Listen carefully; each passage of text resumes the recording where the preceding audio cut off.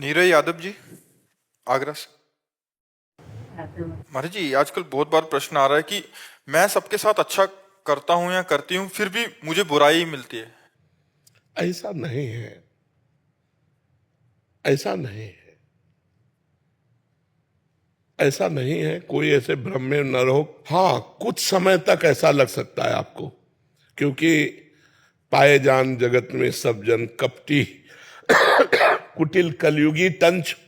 कलयुग के द्वारा सबकी बुद्धि ग्रसित है, सबकी बुद्धि स्वार्थ से युक्त है। तो आप हित करेंगे और वो हो सकता है आपका अहित करने की बात सोचे, आपको कटुवचन बोल दे, आपका एहसान न माने। लेकिन जो सर्वलोक महेश्वर भगवान देख रहा है कि आपने उसके साथ अच्छा किया है, वो जब आपका अच्छा करेगा तो फिर हमें लगता है धैर्य रखना चाहिए। हम अच्छाई को तत्काल भजाने की कोशिश ना करें कि हमने आपको पानी पिलाया, आप लौटकर हमारी तरफ हाथ जोड़िए और बोलिए थैंक यू। ये भावना हमारी गलत है। ये भावना अगर हम छोड़ दें तो अच्छाई करने पर अच्छा ही होगा, परम अच्छा होगा, परम मंगल होगा। नेकी कर दरिया में डाल, ये बात क्यों नहीं लाते हम लोग? हम लोग ऐसा क्यों चाहते हैं कि हम इसका हित किया तो ये हमारे आगे झुके, ये हमारी बात माने? क्यों हम चाहते हैं? ये हमारी कमी है, इसीलिए दुख होता है। इसीलिए दुख होता है। हम सामने वाले का हित करके अनुकूलता चाहते हैं, इसलिए हमें दुख होता है। अगर हम अनुकूलता ना चाहें तो अनुकूलता तो मिलेगी ही, परमात्मा के द्वारा मिलेगी।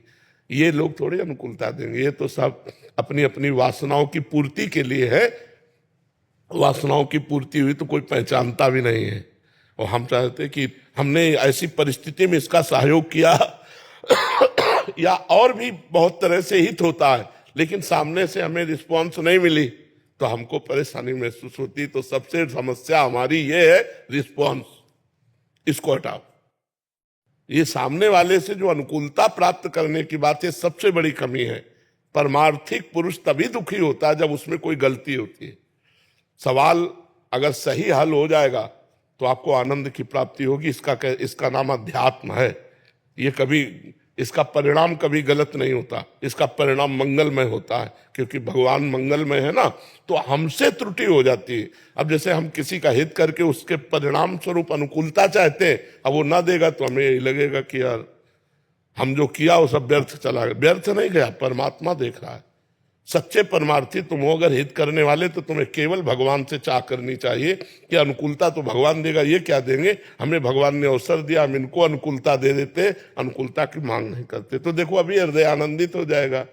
और ऐसे तो स्वार्थी संसार है ही, जब तक स्वार्थ बनेगा तब तक वो ऐसे रहेगा। जिस दिन पता चला कि स्वार्थ पूरा हुआ तो तुम्हें कुछ नहीं समझेगा। तुम देखोगे ये वही है जिसके साथ मैंने इतना हित किया, फिर जलोगी। तो ये जलना आपकी कमी है, आपकी गलती। अगर आप अध्यात्म में सुधार कर लें तो आनंदित हो जाएंगे।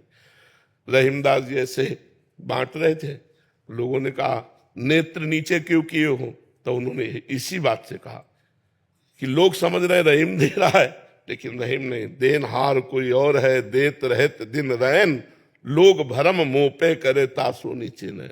अगर हम इस भाव से परहित करें तो हमको कभी दुखी नहीं होगा, कभी दुख नहीं हो सकता, क्योंकि हम आपसे चाहते ही नहीं है। हम तो केवल हित कर रहे हैं। परमात्मा ने प्रेरित किया तो नेकी कर दरिया में डाल।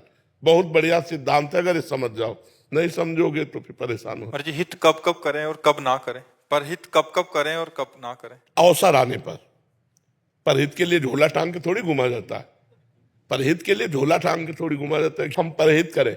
अब जैसे हमारे दरवाजे में कोई आ गया, समस्या में फंसा हुआ है, और हम उसकी समस्या का निदान कर सकते तो हमें कर देना चाहिए। लेकिन इस लोभ से नहीं कि किसी दिन हमारी दंडवत करेगा कि भैया आपने बचा लिया, ऐसा नहीं।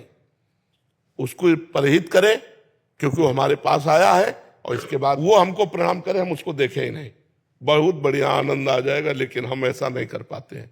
परहित के लिए अवसर होता है। कोई भूखा है, भोजन दे दो, बीमार है, औषधि दे दो, समस्या में है, आप उसका समाधान कर सकते हैं, कर दीजिए। और उसके बदले में आपको प्रणाम करे, धन्यवाद दे, ऐसी भावना रखना, ये थोड़ा ठीक। ये मेरे काम आएगा इसलिए मैं यही बात तो परेशानी की है, यही बात परेशानी की है।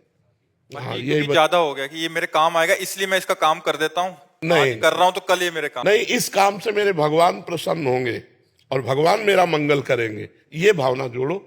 परहित भगवान के लिए करो।